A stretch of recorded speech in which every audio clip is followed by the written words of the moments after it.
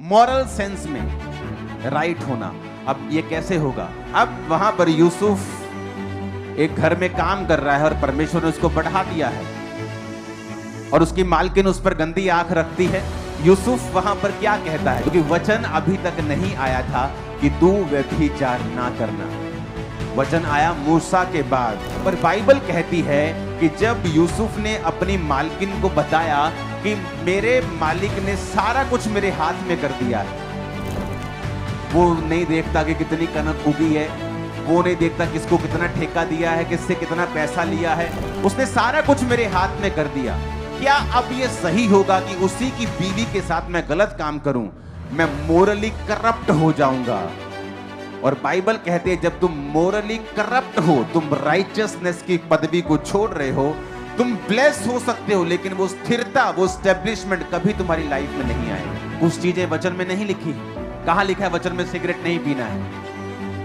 नहीं लिखा वचन में। नए नए नशे आज आ रहे हैं, कहां लिखा वचन में उनको नहीं पीना है? लेकिन हमें वो आत्मा से पता है, मोरली पता है, विवेक कॉन्शियस में हमें पता है। इसलिए वचन कहता है अपने विवेकों को कभी निर्बल मत होने दो।